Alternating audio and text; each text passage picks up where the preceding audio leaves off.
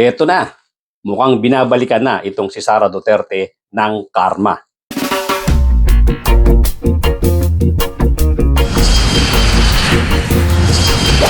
Doon po sa mga bago lang dito sa aking channel, kindly subscribe, kindly hit the notification bell, pati na yung like button, at pakishare na rin po para lumaki ang ating community. At tuloy-tuloy na po tayo sa ating topic for today. Sa mahabang panahon na puro atake ang ginagawa niya kay Presidente Bongbong Marcos, eto na, yung karma na ang sumingil sa kanya. Matindi itong lumabas na tao, itong si Ramil Madriaga, na isang intelligence officer. At ang lalim, ang daming nalalaman ito dito sa mga Duterte.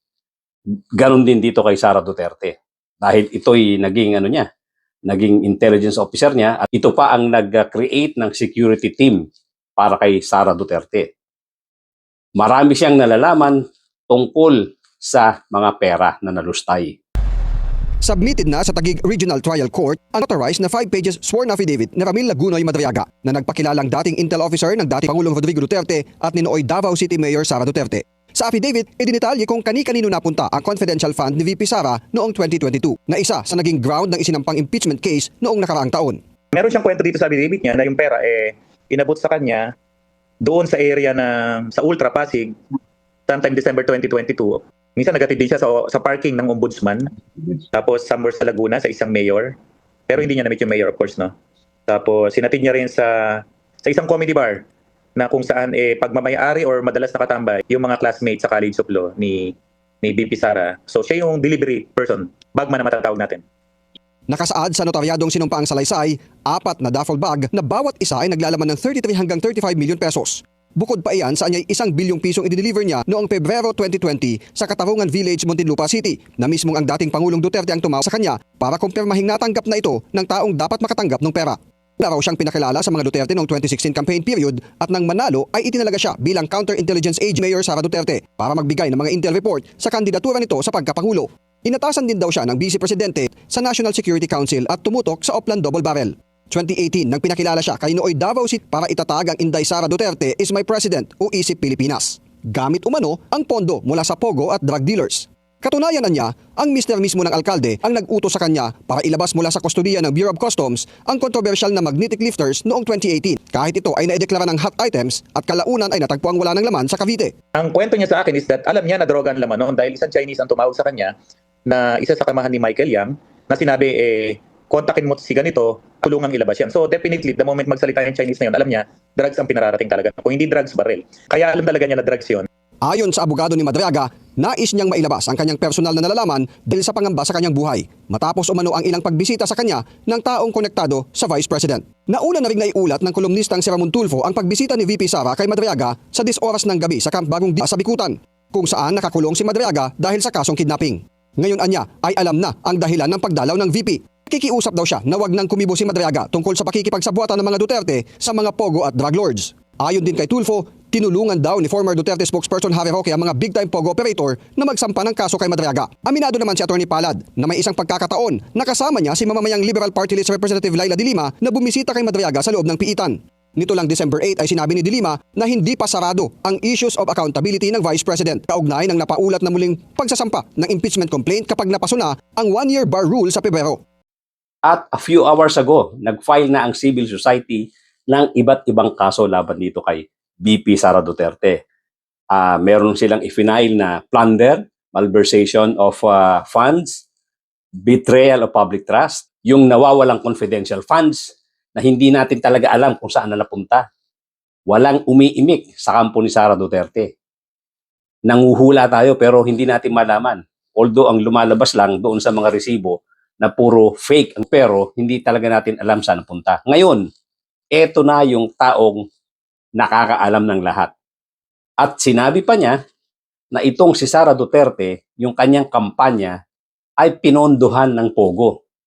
Ibig sabihin, totoo all along yung mga sinasabi nitong si former Senator Sonny Trillanes na itong pamilya Duterte ay pinagagalaw or ito ay nakikinabang sa Pogo at nakikinabang sa mga drug lords.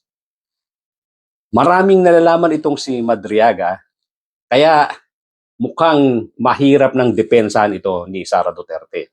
Pati na rin yung graft and corruption. Itong malversation, pati yung plunder, walang mga piyansa to. So ito ay mga kasong non-bailable at mukhang magkakahirapan rito. Of course, merong binibigyan naman ng tsansa ng korte na maka-access doon sa kanilang right na humingi ng bail, pero most likely ito ay hindi mapapagbigyan dahil sa ang laki ng mga kaso nito. At nakita niyo naman kasi kung gaano kabastos itong umatake sa presidente. Alam din naman natin na yung kasong i-file doon sa kanya, doon sa impeachment court ay similar dito.